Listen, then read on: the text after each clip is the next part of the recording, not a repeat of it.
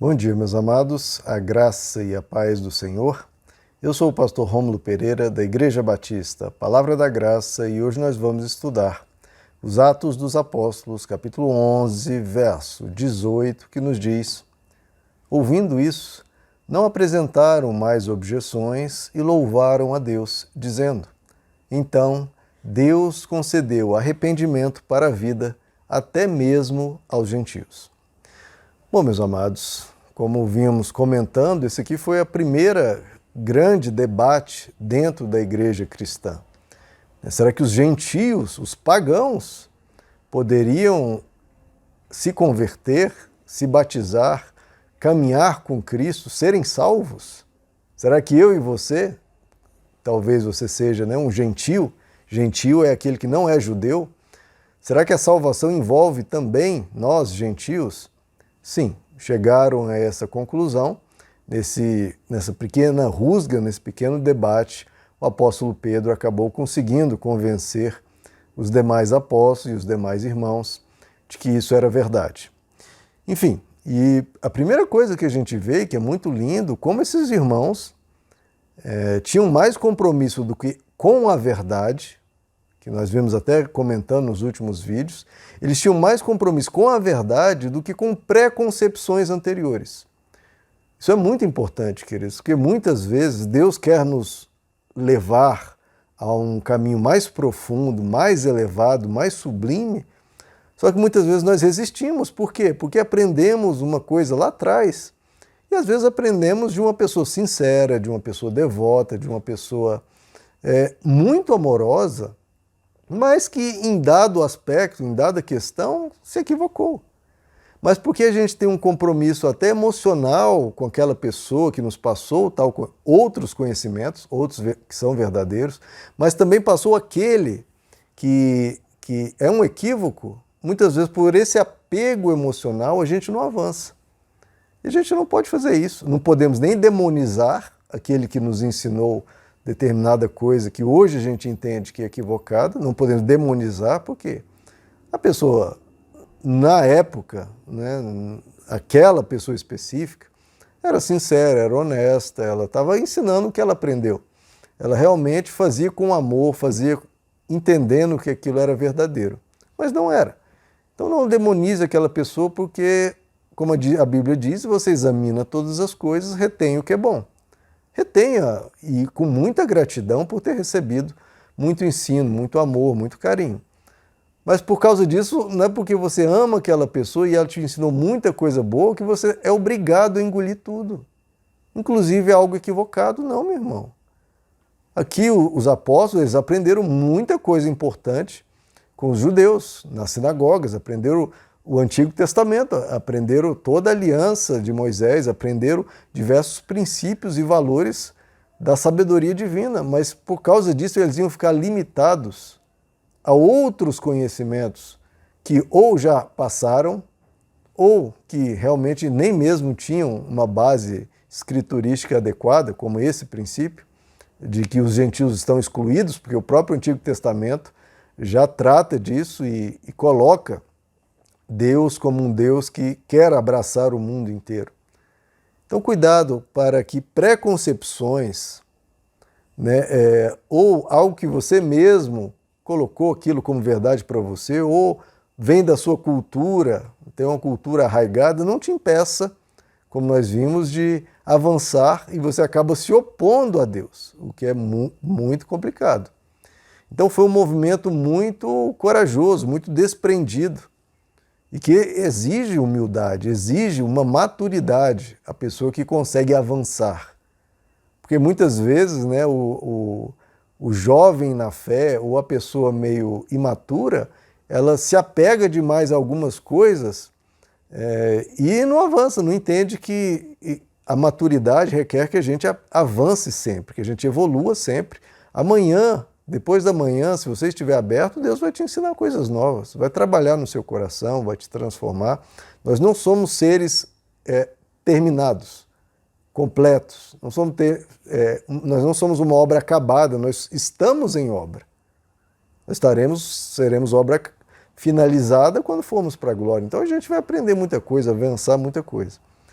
Então aqui, primeira reunião, nesse primeiro debate, as portas do Evangelho se escancararam para alcançar o mundo gentil, o mundo pagão, o mundo inteiro.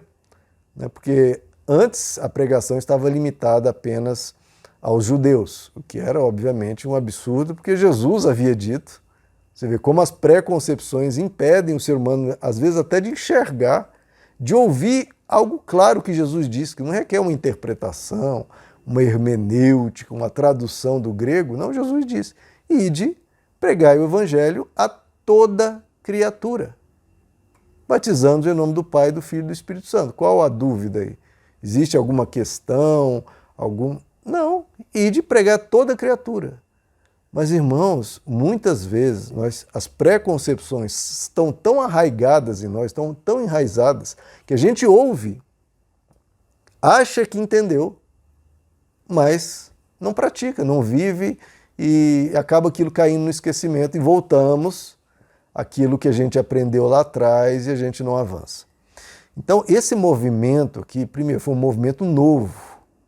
Pregar aos pagãos, novo, constrangedor até, muito, quase radical, muito, que é isso, meio liberal, meio, que coisa é essas coisas, agora ficou tudo bagunçado, agora é de qualquer jeito, agora prega até para pagão, aí virou o quê? Casa da Mãe Joana, agora Jesus virou qualquer coisa, a gente entendeu como isso foi algo muito chocante, muito difícil para eles, porque é algo novo, algo que ampliava demais e parecia que estava abrindo, assim, escancarando para desvirtuar o evangelho. Como assim? Agora é qualquer um que pode entrar na igreja, quer dizer que agora, né, a gente deixou de qualquer jeito, afrouxou as regras, agora qualquer um entra. Então veja que foi um movimento difícil. E esse tipo de coisa acontece sempre, querido, sempre. Sempre quando você tenta ser mais tolerante, ter mais compaixão, alcançar outras pessoas, abraçar outras pessoas, cuidar de outras pessoas, ter mais misericórdia, ter mais diálogo com outros grupos humanos, isso acaba sendo taxado, né, pejorativamente, de que agora é de qualquer jeito, agora, né, vale tudo, agora como é que é? Agora quebra-se todas as regras para aceitar todo mundo. Então esse tipo de movimento, daqueles que são mais tradicionais, impedem muitas vezes um mover de Deus e alcançar mais pessoas. Então tenha cuidado. Claro que a gente tem que resistir a movimentos nocivos, movimentos adoecidos. Agora, quando é para estender a graça de Deus a pessoas e diversas outras aplicações, a gente sempre tem que estar, queridos, atentos ao que Deus está querendo nos mostrar de novo, de melhor. Porque isso aqui, queridos, quebrou tradições antiquíssimas, de séculos. Você quebrar o que vinha de séculos atrás, ensinos que eram dados nas sinagogas e tudo, é algo complicado. Mas a gente tem que permitir Deus avançar, meu irmão. Porque alguém acha que a humanidade, a sociedade já aprendeu tudo que o Evangelho tem? Eu acho que a gente não chegou assim nem na borda do que o Evangelho ensina. A gente ainda está muito longe. E chegou ao ponto agora de ensinar eles a chamar todos de irmãos. Né? Porque isso que Jesus ensinou, a chamar as pessoas de irmãos. E agora está se chamando pagãos de irmãos. Chegando para ir na casa deles, como foi a primeira objeção, a primeira acusação. Você entrou na casa de incircuncisos? Sim, entrei. A gente tem que entrar na casa das pessoas. Nós temos que ser amigos assim, amigáveis, amistosos, amáveis, amorosos, para com todo ser humano. O certo, o errado, para todos. Isso é a obrigação de vencer o mal, não com o mal, vencer o mal com o bem, sempre. Porque Deus é o Deus de todos, queridos. Ele é rico, como diz o Evangelho, para todos que o invocam. E sempre quando você aposta no caráter de Deus, no caráter bondoso, no caráter misericordioso, no caráter amoroso, você acaba acertando e evoluindo. Isso é um compromisso que eu já assumi, para quem não sabe aqui. Eu jamais vou negociar o caráter de Deus, queridos. A pessoa pode trazer versos das Escrituras, interpretações, grandes nomes da teologia. Se vai manchar o caráter de Deus, se vai atribuir a Deus algo maldoso, ou perversinho, ou caprichoso, ou arbitrário, não, irmãos, isso não cai mais, eu não engulo mais isso. Por favor, que essa pessoa reveja a sua interpretação, analise outros versos das Escrituras para compreender um melhor. Mas tem coisa mais grave do que você manchar o caráter de Deus ou falar algo contra o caráter de Deus, porque as pessoas falam assim, não, mas você não pode desobedecer esse verso da Bíblia, mas pode desobedecer o caráter de Deus. O que é mais importante, meu irmão? Pelo amor de Deus. É Deus ou a Bíblia? A Bíblia é o livro que fala sobre Deus, mas Deus está acima da Bíblia, pelo amor de Deus. Então, se for para quebrar algo, que quebre um determinado entendimento a respeito das Escrituras, mas não o caráter de Deus. O caráter de Deus está muito acima, certo? Infinitamente acima de qualquer interpretação, de qualquer afirmação humana. Preserve o caráter de Deus. Igual estamos vendo aqui. Não, mas são tradições de séculos. Nós aprendemos de grandes rabinos, pessoas bondosas, pessoas piedosas. Você duvida do compromisso do rabino fulano de tal com Deus, com as Escrituras. Ele jejuava tantas vezes, eram tantas horas de oração, um homem que praticava caridade, etc, etc. Sim, mas se eu colocar isso no caráter de Deus, que Deus faz separação entre judeus e gentios, que ele faz acepção de pessoas, que ele prefere um grupo humano e exclui outro, isso eu mancho o caráter de Deus.